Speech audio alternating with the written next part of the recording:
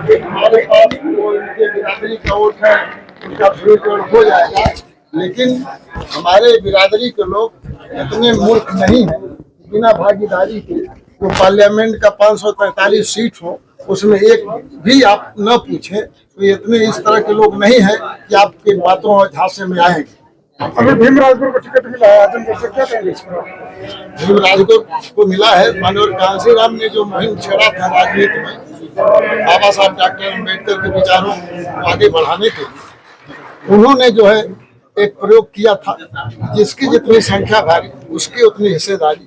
वो प्रयोग सफल हुआ, यूपी में सरकार बनी, राजभर कोयरी कुहार लोहार दुनिया चौहान बिंद मल्लाह करेरी नाई प्रजापति सारे लोग जो कभी ख्वाब नहीं देखते थे कि ये सत्ता में जाएंगे, मंत्री होंगे, लेकिन माननीय कांशीराम ने ये करके दिखा दिया।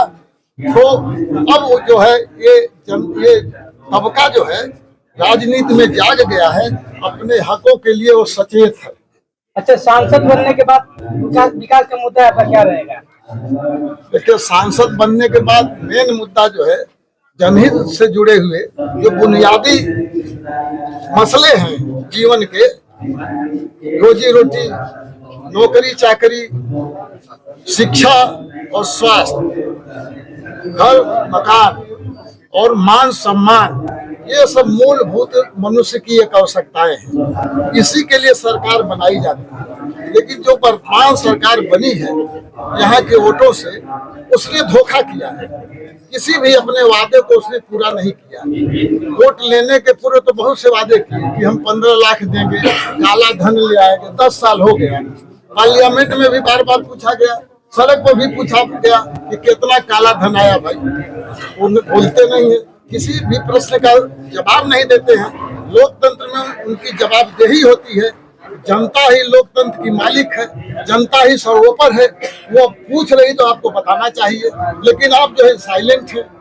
एक भी काला 1 रुपया काला धन नहीं आया, बल्कि नोटबंदी करके घरों में रखे हुए माँ बहनों के जो आधे वक्त के लिए 100, 200, 400 रखी रहती है, उसको भी आपने बैंक में वापस ले लिया और सारे धन को अपने पूंजीपति साथियों को दे दिया कर्जे के रूप में।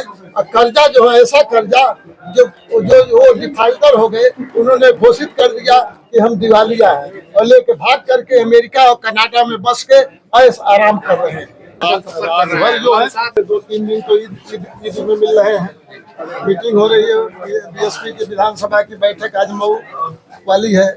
यहाँ चौहान सम्मेलन जिले के लोगों प्रमुख लोग आए, उनको बुलाए।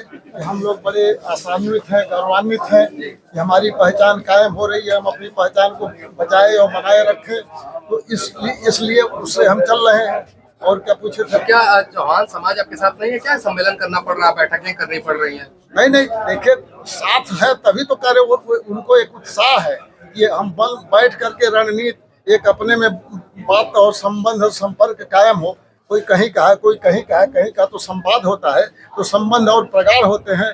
बातों का जो आदान प्रदान होता है, कभी बेसी और रणनीति बनाई जाती है कि इस चुनाव को कैसे जीता जाए। ये रणनीति बनाने के लिए प्रबुद्ध लोग जुटे हुए हैं, बौद्धिक लोग जुटे हुए हैं। लोगों को गांव में कैसे समझाएंगे, कैसे मोटिवेट करेंगे कि हमारा हित जुड़ा हुआ है इस सीट से। ये चौहानों की सीट रही है, ये जो है घोसी की सीट। हम 99 में भी 12 बार यहाँ से गुजरात जात के लोग थे, उनके हाथों से लेकर के 99 में हम जो है चौहान की सीट कायम किए। तो ये चौहानों के अस्तित्व के लिए 99 में आपने चुनाव जीता, उसके बाद फिर कई बार आपने चुनाव लड़ा, लेकिन हार का सामना करना पड़ा। क्या कुछ कमियां रही और किस तरीके से तैयारी है? जो जब नई चीज बनाने में जो उत्साह होता है, वो उत्साह बनी हुई चीज को रोके रखने में कम हो जाता है, और तमाम अपेक्षाएं लोगों की रहती हैं, तो वो पूरी नहीं की जा सकती।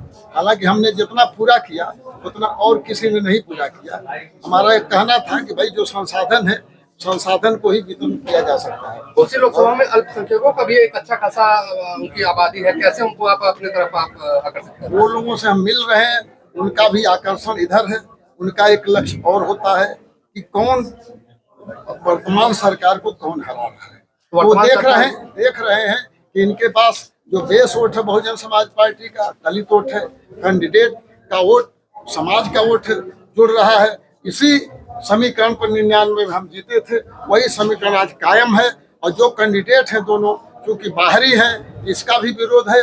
लोगों की राय है सभी समाज की कि हम जो है अपने लोकल जो साथ में रहने वाले हैं, पार्लियामेंट में बोलने वाले हैं, सबसे मिलने जुलने वाले हैं, सबका फोन उठाते हैं, जवाब देते हैं, ऐसे प्रत्याशी की हमें आवश्यकता है। ओम प्रकाश राजभर ने कहा था कि बसपा से हम सेट करवाएंगे प्रत्याशी घोषित लोकसभा के लिए। तो अब उनके बेटे भी आपके सामने है, अरविंद राजभर, कैसे आप देख रहे हैं, क्या चुनाव किया है? अभी तो 2-4 दिन से आप सभी लोग देख रहे हैं, कोई कह रहा भाग गए, तो कोई कह रहा दिल्ली गए हैं मिलने। तो वो अगर वो चुनौती होती तो उनका तो पता रहता। नहीं, ओम प्रकाश राजभर की मां का देहांत हो गया और वो तो बाद में हुआ है। उसके पहले ही लोगों ने बताया कि यहाँ से भाग गए। क्यों भाग गए? क्योंकि चौहान समाज का वोट जो है मधुआ गुलाम था।